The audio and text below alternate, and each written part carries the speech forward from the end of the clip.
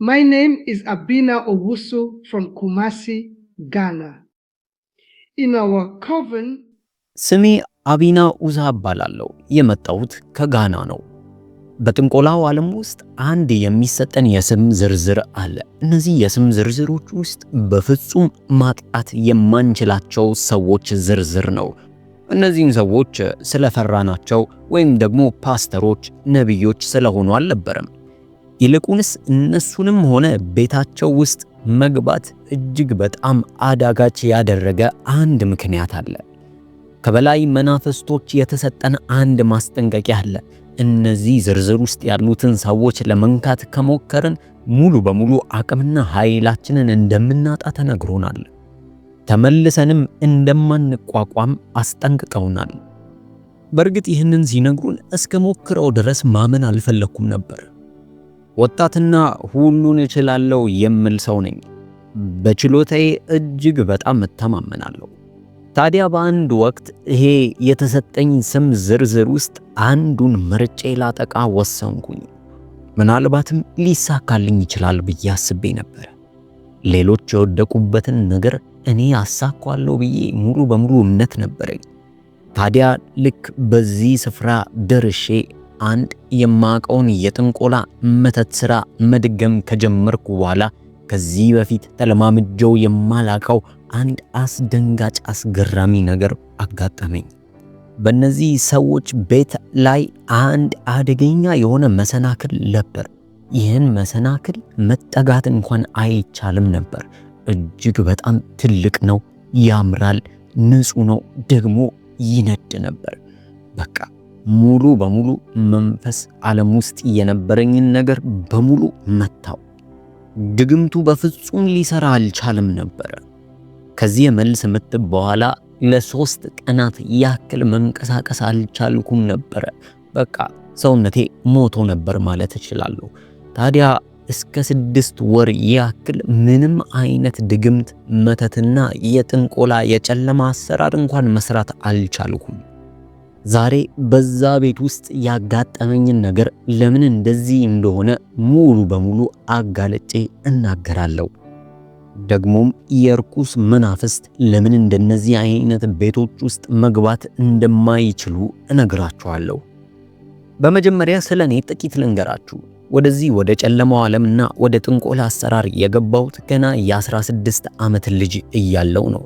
አያቴ ለዚህ ለጨለማው ዓለም አሳልፋ ሰጠችኝ። ያው በአካባቢው በኩማሲ ተብሎ በሚጠራው ስፍራ ላይ እንደ ባህል ሐኪም ሆና ታገለግላለች። ሰዎች የባህል ሐኪም ብለው ይጠሯታል።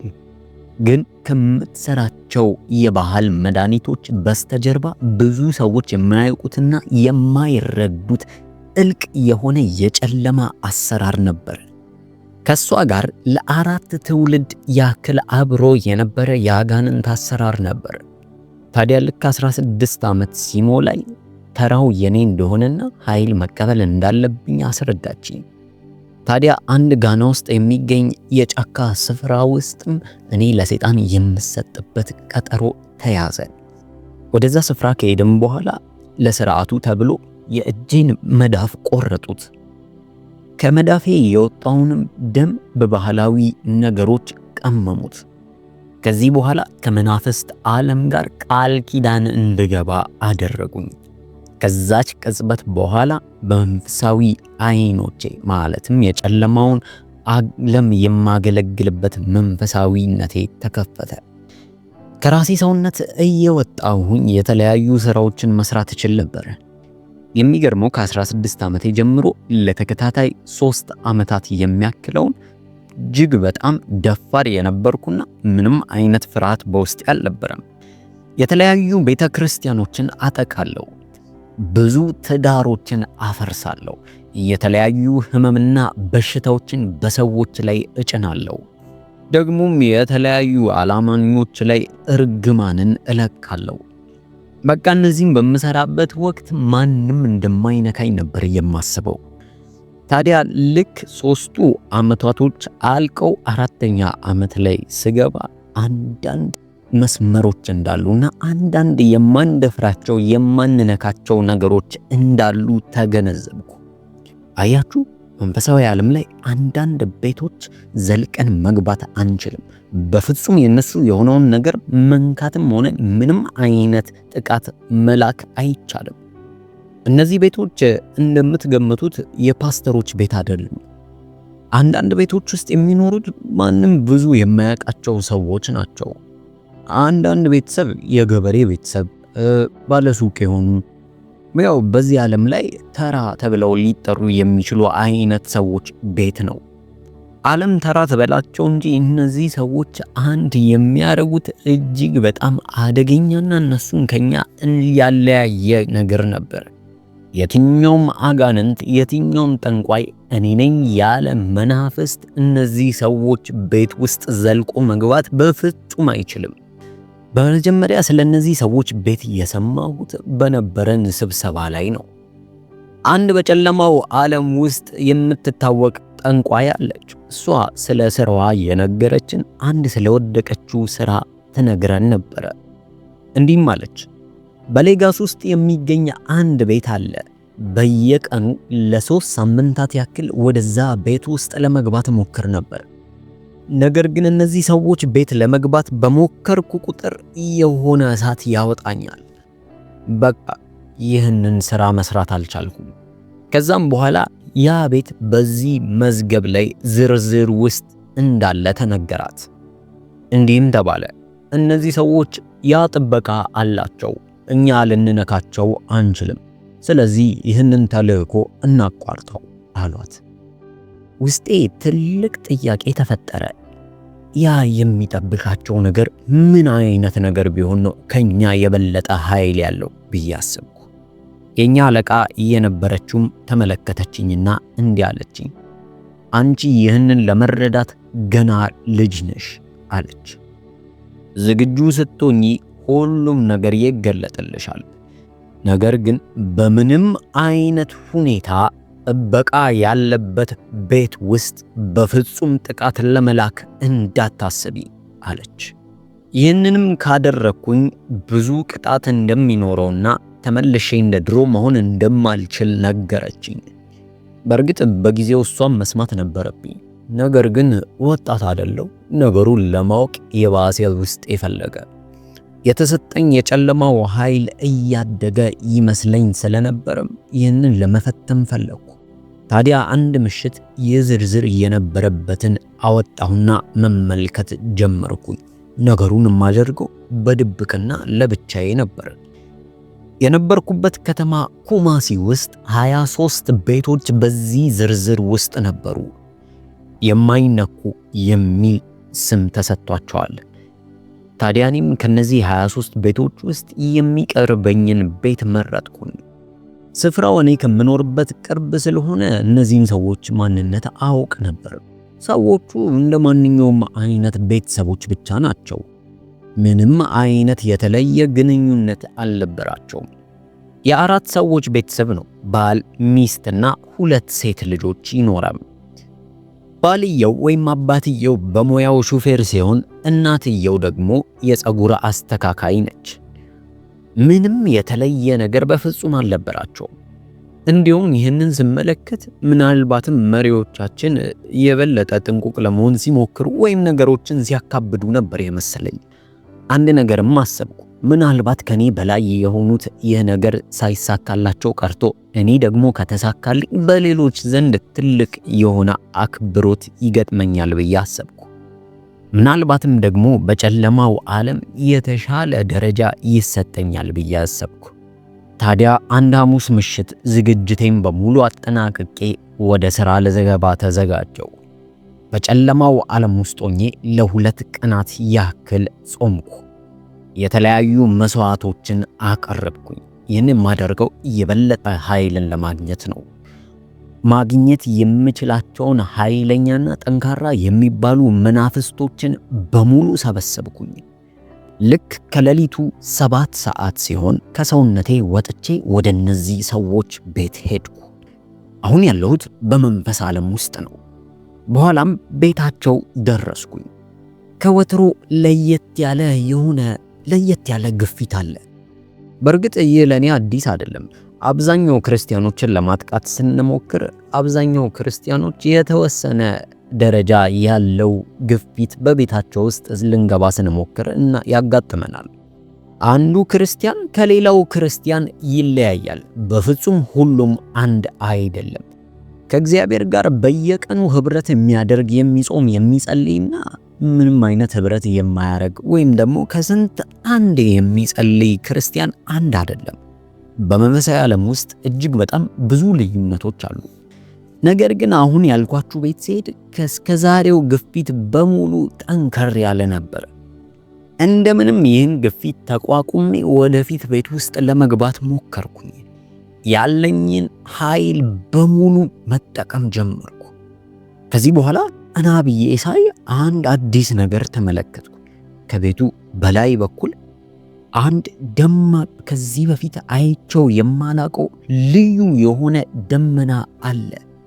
ይህ ደመና ይህንን ቤት የከበበው ይመስል በቤቱ ላይ ብቻ ነበር። እጅግ በጣም የሚያበራ ብርሃን ነው። በሌሊት 7 ሰዓት ደማቅ የሆነ ብርሃን ያለው ደመና።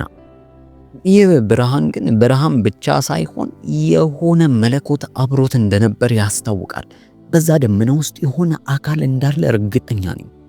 በዚህ ቤት ዙሪያም የሆነ አጥር ነበር። ይህ አጥር በስጋ አይናችሁ የምታዩት ሳይሆን በመንፈሳዊ አይን ላይ ግን የሚታይ አጥር ነው። ይህ አጥር እንደ ግድግዳ አይነት ሳይሆን ይልቁንስ በእሳትና በመስታወት የተሰራ ይመስላል። ውስጥ ምን እንዳለ ያሳያል።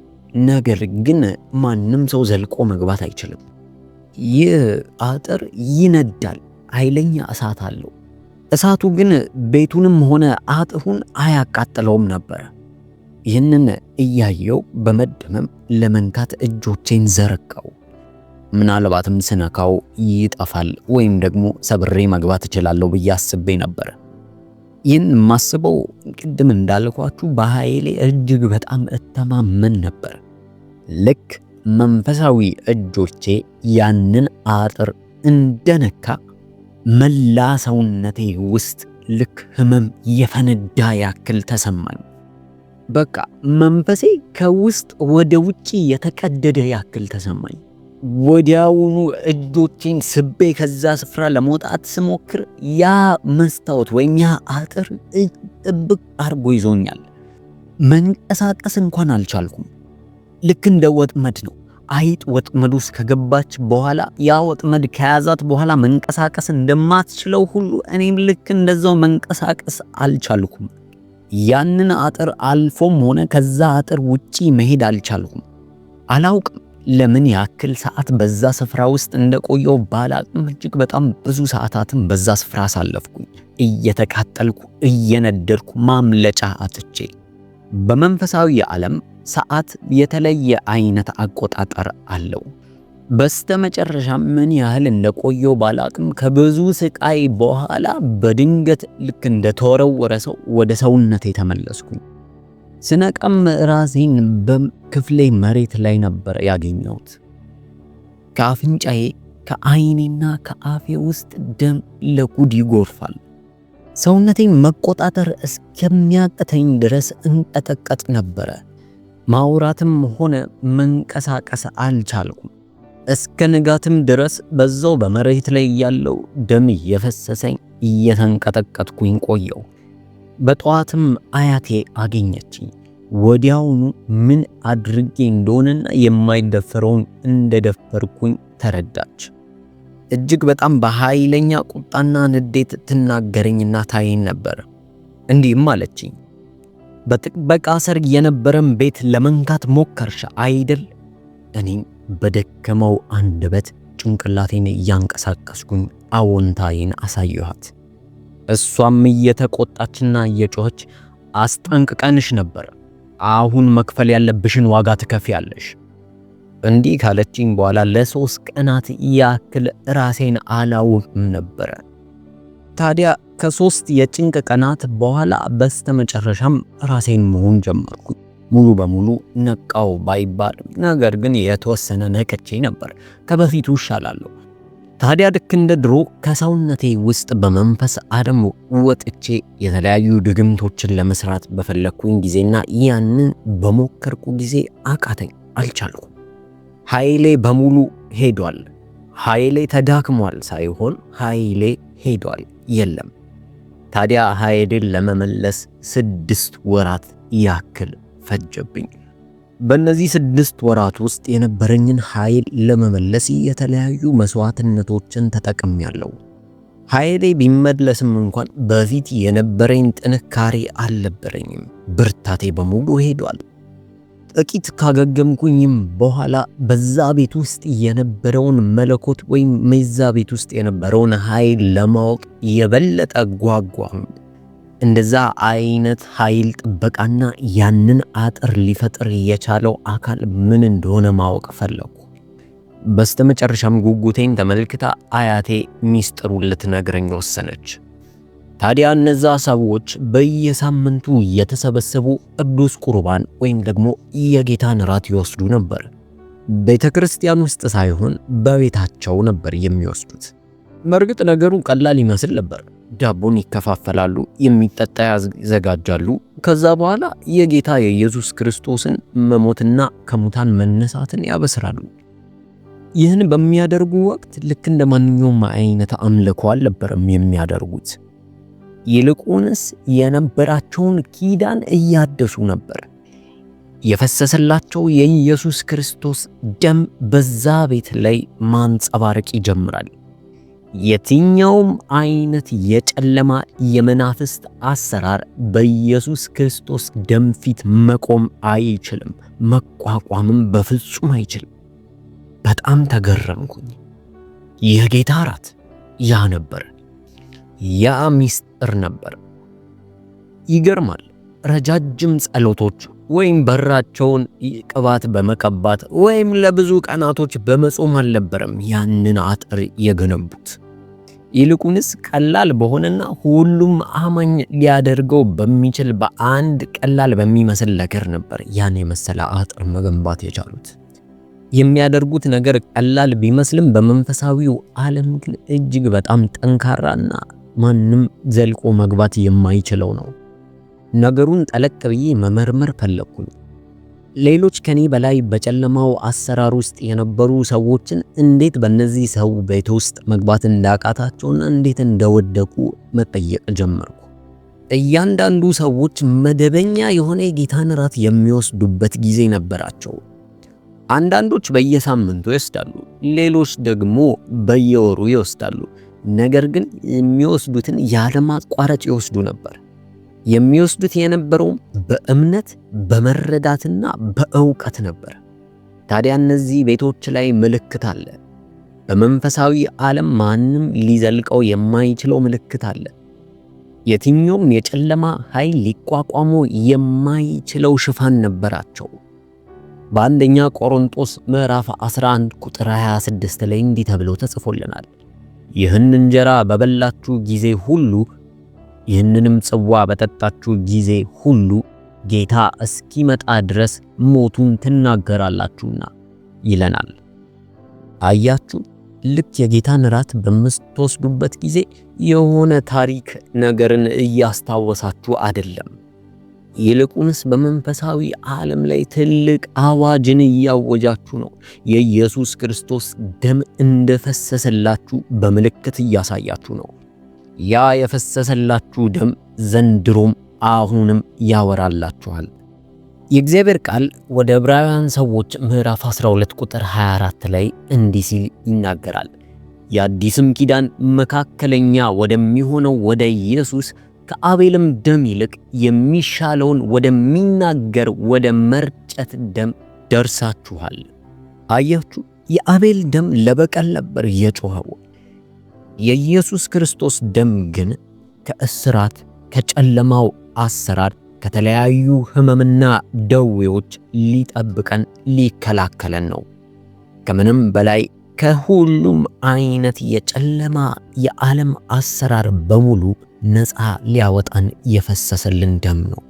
ይህ የእግዚአብሔር ለሰው ልጆች ያለው ቃል ኪዳን ምልክት ነው። በመንፈሳዊ ዓለም ላይ የሚደረጉ ቃል ኪዳኖች በሕይወታችሁ ላይ ሕጋዊ የሆኑ መሬቶች ናቸው። በ16 ዓመቴ አያቴ ለጨለማው ዓለም አሳልፋ ስትሰጠኝ በደም ቃል ኪዳን ሰጥቼ ነበር። ታዲያ የጨለማው ዓለም በሕይወቴ ላይ ምንም አይነት ተጽዕኖ እንዲያደርግ ሕጋዊ ፈቃዴን እየሰጠሁት ነበረ ማለት ነው። ልክ እንደዛው አንድ ክርስቲያን የጌታን እራት በሚወስድበት ጊዜ ከኢየሱስ ክርስቶስ ጋር ያለውን ኅብረትና ከኢየሱስ ክርስቶስ ጋር ያለውን ቃል ኪዳን እያደሰ ነው ማለት ነው። እነዚህ ሰዎች በመንፈሳዊው ዓለም ለኢየሱስ እንደሚገቡ እያወጁ ነው። በኢየሱስ ደም እንደተሸፈኑ ይናገራሉ፣ ያውጃሉ። ይህን የሚያደርጉት በቃል ኪዳን ምልክት ነው። የትኛውም ሌላ ኃይለኛም የሚባል ስልጣን መጥቶ ይህንን ሊያፈርስ አይችልም። ከዚህ ሁኔታ በኋላ ለሚቀጥሉት 7 ዓመታት በጥንቆላው ዓለም ውስጥ አሳለፍኩኝ። ነገር ግን የተማርኩትን ነገር መቼም ቢሆን ልረሳው አልቻልኩም። ይህ ምልክት ወይም ደግሞ ይህ ሽፋን የነበራቸው ቤት ውስጥ በፍጹም አልዳፈርም። ልክ እንደኔ እንደነበርኩት ወጣት የሆኑና ደፋር የነበሩ ጠንቋዮችን ወይም መተተኞችን በጨለማው ዓለም ውስጥ የነበሩ ሰዎችን አስጠነቅቅ ጀመረ። ታዲያ በጊዜ ሂደት ውስጥ አንድ ያላወቁት ፍርሃት በውስጤ ይከማች ነበር። የዚህ ኃይል ፍርሃት። ከዚህ በኋላ ቀስ በቀስ የነበረኝን ኮንፊደንስ በዛ ፍርሃት እየተተካና ፍርሃቱ እየበለጠ መጣ። በ2017 ዓመተ ምህረትም አንድ ኩማሲ ውስጥ የሚገኝ ቤተክርስቲያን ተካፈልኩኝ።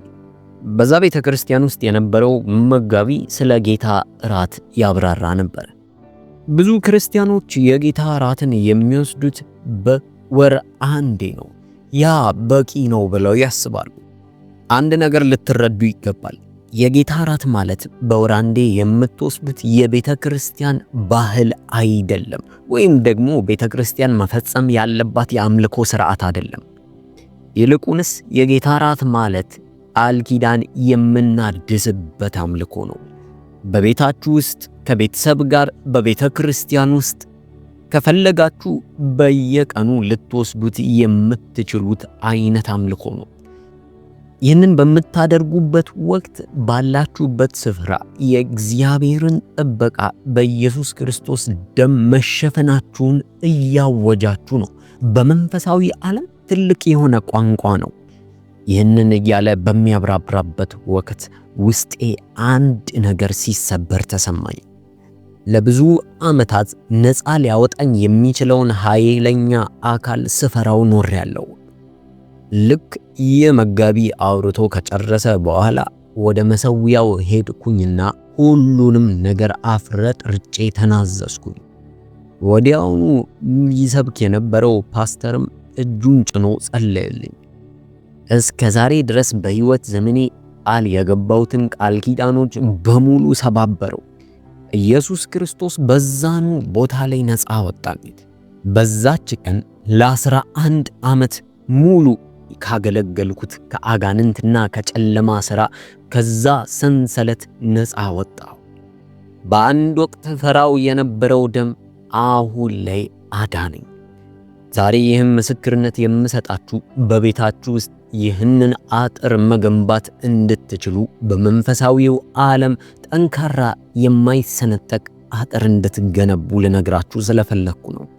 ይህን አጥር ለመገንባት የሆነ ቄስ መጥቶ ውሃ መርጨት የለበትም፣ ወይም ደግሞ የተለየ ስልጣን ሊኖራችሁ አይገባም።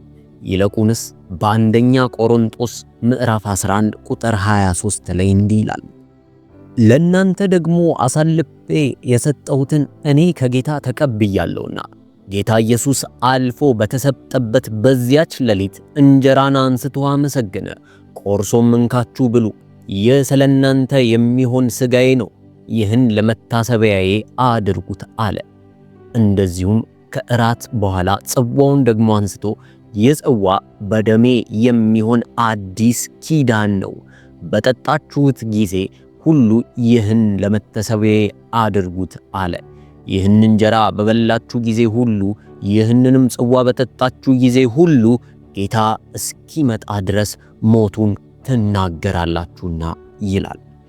ይህ ግልጽ የሆነ ልታመቻቹት የማትችሉት ትእዛዝ ነው።